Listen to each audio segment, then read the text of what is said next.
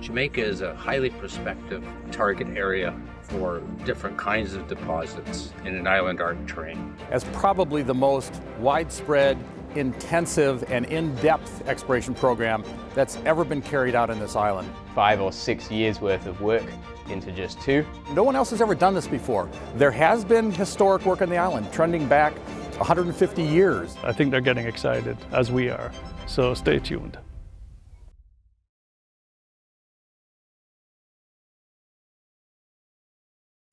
Hello, this is Andrew Thake from Minds and Money. Today I have a very, very special guest. Rick Rule began his career in the securities business in 1974 and has been principally involved in the natural resource security investments business ever since. He has recently retired from Sprott, but still sits on the board of directors.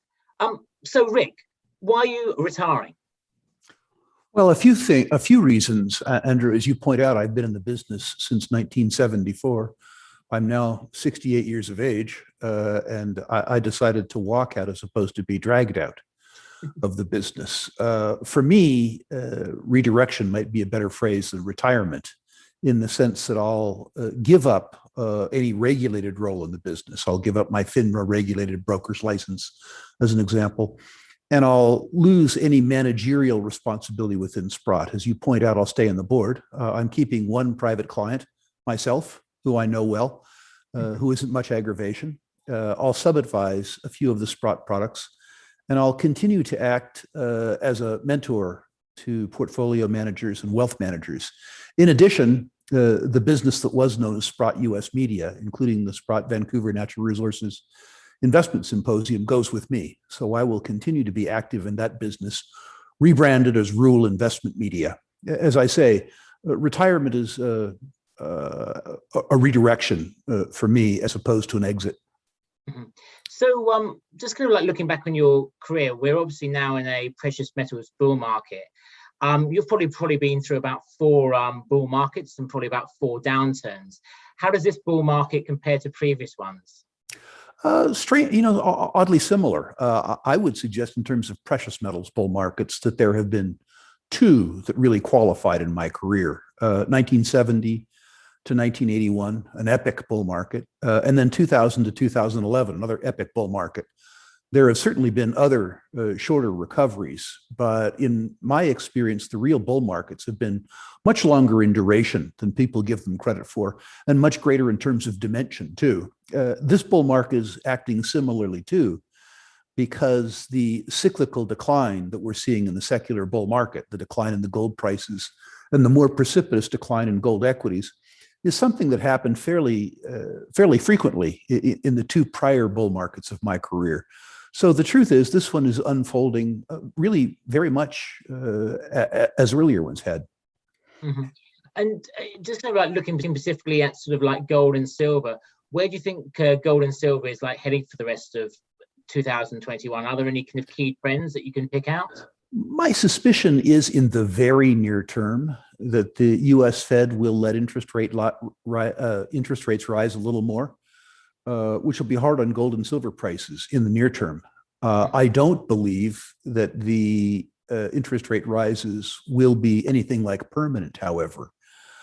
And I suspect that when the U.S. Fed loses its nerve and begins to cut interest rates, if they do, that gold and silver will rebound sharply. It's important to note that the decline in interest rates in the U.S. 10-year Treasury from 2.25 to 60 basis points mirrored that wonderful advance in the gold price from U.S. $1,100 to U.S. $1,900. And then the increase in the U.S. 10-year rate from 60 basis points to 175 basis points mirrored very nicely the stall in gold prices and the subsequent decline in gold prices. I realize that there are many, many things that drive precious metals prices, but I suspect that real and nominal interest rates, particularly real and nominal interest rates measured by the U.S. 10-year Treasury, which is still the world's reserve currency, are the most important determinants. And I suspect that as this interest rate rise is reflected in the rest of the economy of the United States, as an example, the U.S. 30-year mortgage rate, if that goes up by 125 basis points, I think you'll see weakness in housing. And if the interest rate in the 10-year impacts the refinancing rate for short-term federal, state, and local debt in the United States and adds to those deficits, my suspicion is that the voters and then Congress will turn very, very, very dovish, and you'll see the return to yield management, and you'll see higher precious metals and then higher precious metals equities prices. Will silver again outperform gold in 2021? I don't know about 2021, but silver traditionally has outperformed gold in the middle and towards the end of bull markets. By my measurement, this bull market is about 4.5 years old. So it's about time for silver to begin to outperform gold if past its prologue. The momentum has to be established by gold, but in my experience, I think similar to yours, Andrew, silver, although it moves later, moves further and faster once it starts moving. And the silver stocks, of course, at least the reasonably high quality ones, are the most volatile to the upside of any asset class in precious metals that I know, given their relative scarcity. Sure, certainly. Just moving on to the next question, and just before I do, I would love to invite any members of the audience who are listening to please go and send in their questions, and I'll try to include a few questions from the audience as we go along in this interview. I think I remember seeing in a recent interview, you said out of the 2,000 or so junior mining listings, only about 300 were viable. How do you separate the good from the bad and the ugly? What are the sort of key sort of like advice you'd give? Well, there are numerous tricks. I suspect among the juniors, the most important is the people. Exploration in particular, I regard as an intellectual capital business, like a technology business. The promoters, of course, always try to sell you the property. It was always discovered by a prospector 100 years ago, and if the mule hadn't died, he'd be a billionaire, that kind of thing. The truth is that value is added in exploration by answering unanswered questions. And so it's really an intellectual capital game. But you can also gather some clues from the balance sheet and the income statement.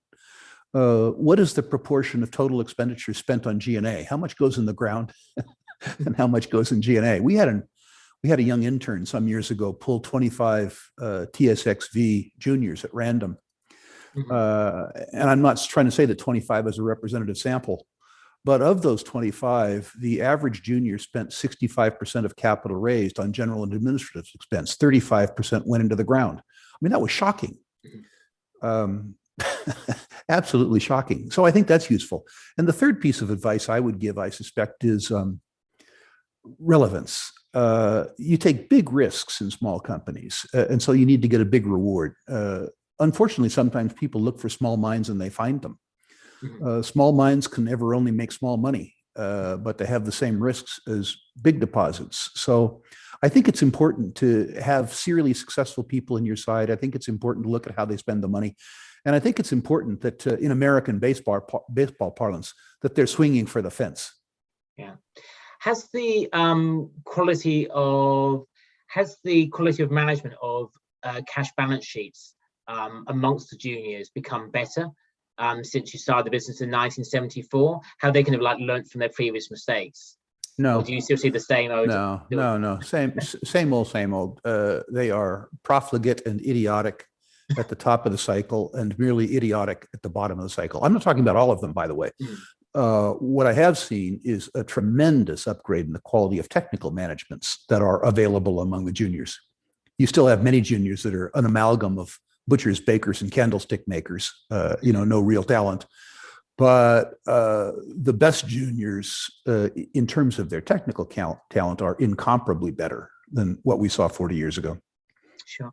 One thing I've often noticed when I've been along to your Sprott Resource Symposium a few times is Sprott seem to be quite a big fan of the prospective developer model. Can you sort of just elaborate a little bit as to sort of like why? Sure. The rest of the world hates the model, which is one of the reasons I like it. I like to be alone and not have too much competition on the bid. But separate and apart from that, I really truly believe that exploration is an intellectual capital business. Therefore, most of the value in a junior is actually in the people, not in the projects. And the idea that I would dilute my interest by issuing shares in the people to fund my interest in a project where 40 years of exploration arithmetic tells me I have a 1 in 3,000 chance of success is silly. The idea that my management team uses their technical acumen and their commercial acumen to generate exploration ideas and then joint ventures the property out so that they dilute their interest in the property rather than dilute their interest in the intellectual capital is my idea arithmetically of a good time. Most people invest in juniors for excitement, for sex. I prefer to find sex elsewhere. I believe that the arithmetic superiority of the prospect generator model, diluting my interest in the property while maintaining my interest in the intellectual capital, is the right way to go. I should mention, and I haven't updated this number for years, but a year and a half ago, we looked back and I had participated in 65 public prospect generators over almost 40 years. And I had participated in 22 economic discoveries and 21 takeovers, meaning that in over a third of my starts, I was successful. If you compare that with any other form of exploration, speculation I can think of, it's probably one standard deviation more efficient. Yeah. And then how about royalty and streaming companies? I love the royalty and streaming space, but it got way, way, way overheated. It's an extremely competitive space now. And it's inhabited by companies that are raising capital at such a premium to their net present value that their cost of capital is sub-zero. Competing in a business where everybody else's cost of capital is sub-zero is very, very, very tough. At the top of the spectrum, which is to say the Francos, the Wheatons, people like that, while they're selling at a premium, given the fact that they're generating 80% operating margins, they probably deserve those premiums. Coming down the quality trail, I think you need to let the air out of some of those stocks. But it certainly is a superior business model. And because it's a superior business model, it seems to attract superior management too. There's a virtuous circle in place. The problem is that the virtuous circle is very expensive right now, Andrew. One of the questions sort of sent in from the audience says, in today's type of market, would you or should you be focused on adding mid-tiers and even some of the smaller majors versus juniors to your portfolio? Yes. The juniors, for the first time in my life, outperformed everything else early in a bull market. I've never seen that happen before. And the laggards would seem to be the single asset, smaller producers. Some of these things, if you use the metric which I use, which is net present value versus enterprise value, and you use the forward strip commodity pricing to determine net present value, some of them are by that metric relative to the precious metals prices, the cheapest that I've seen them in my career. The knock is always that a single producer is riskier than a multiple asset producer, which is true. But if the valuation discrepancies get too large, the multiple asset producer takes over the single asset producer, and the reason for that delta goes away. And that's sort of what I think is going to happen. We see real value in the mid-tier producers and some of the junior producers. What about gold and precious M&A for 2021? I think it was your colleague, Peter Groskopf, said when we interviewed him last year on our show, he talked about obviously due to the lack of travel in 2020, there might have been a bit of a bottleneck in terms of M&A. Do you see it sort of something like bursting out in 2021 as we kind of eventually come out of lockdown whenever the vaccine rollouts start to really sort of take into effect? I can't say 2021, but 2021 or 2022, absolutely. I believe that the outlook for precious metals is very good. I believe that both the balance sheet and the income statements of the industry are good. And I believe too that the bear market that we went through in the 2011 to 2016-17 period caused the management teams to be much less profligate, much less reckless. So the M&A that we've seen so far has been intelligent and strategic. I don't know that continues. When you say being intelligent and strategic, do you mean that it's actually the shareholders who have actually been benefiting rather than just the bankers who've been putting the deal together?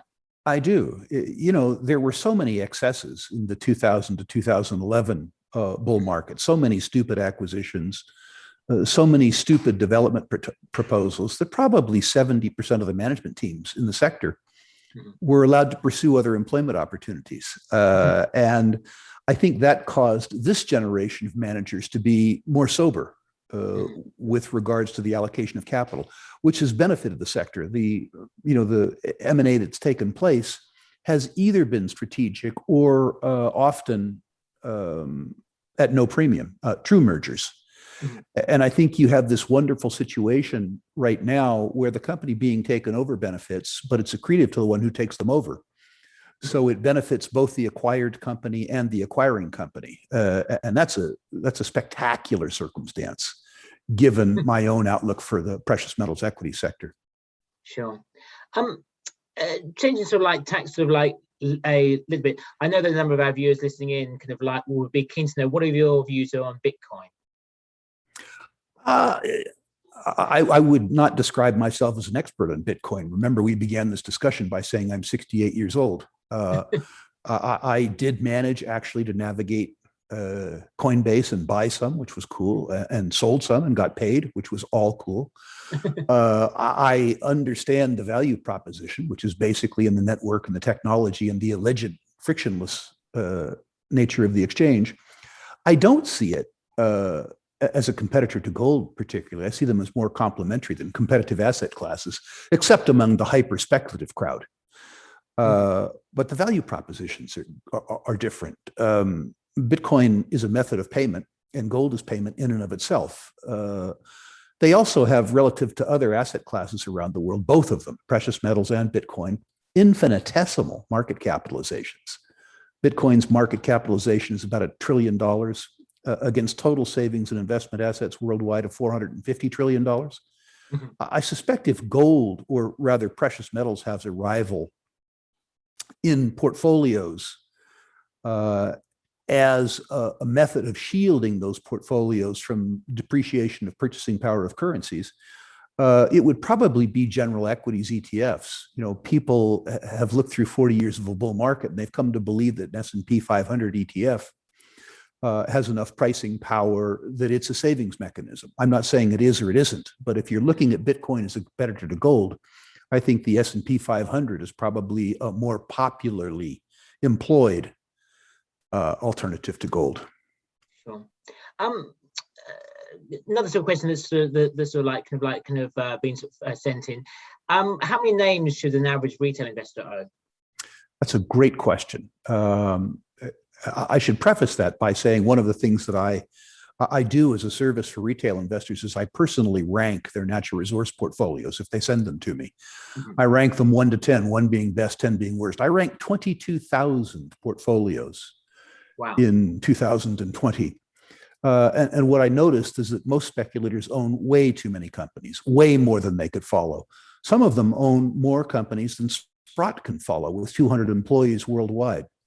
I would suggest to you, Andrew, that the intelligent speculator owns the number of companies that corresponds with the number of hours per month that he or she is willing to work understanding the companies they own, reading the balance sheet, reading the income statement, reading the proxy, reading the property statements, reading reasonable and realistic analyst report. I'm not talking about the sort of online pump and dump stuff. Yeah. But if you're willing to spend 10 hours a month actually working, you should own 10 stocks. If you're willing to work 15 hours per month, 15 stocks. But most people own so many stocks that if they devoted enough time to reasonably understand those stocks, they wouldn't have lives. Yeah. And just time for like one more kind of like question, and just kind of going back to sort of like the top end of our conversation.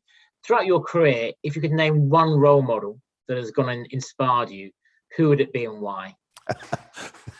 That's funny. You're going to have to give me two, actually. Okay. I began modeling my career in the early 1980s off of Ned Goodman. Tremendous mentor, wonderfully kind guy, one of the smartest human beings that ever graced the planet. And then I began to model my career, if you will, copy, I guess is a better phrase, Eric Sprott. I chased Eric until he caught me. Part of the process of modeling my career on Eric is eventually I chose to throw my lot in with him. So I would say, in terms of my speculative career, those two were important. The person, another person bears mention. Early in my career, my most spectacular mentor was Peter Cundall, noted value investor who started in Western Canada and ended his career in London. As I say, Peter saved me from a career as an aspiring lawyer, for which I'm forever grateful, as is the law profession. Well, look, we could have gone on for at least like another sort of 20 minutes or so, but our time is up. So again, a warm thank you to Rick. Best of luck on your retirement or your sort of like reinvention, and I'm sure we'll go and sort of meet each other again.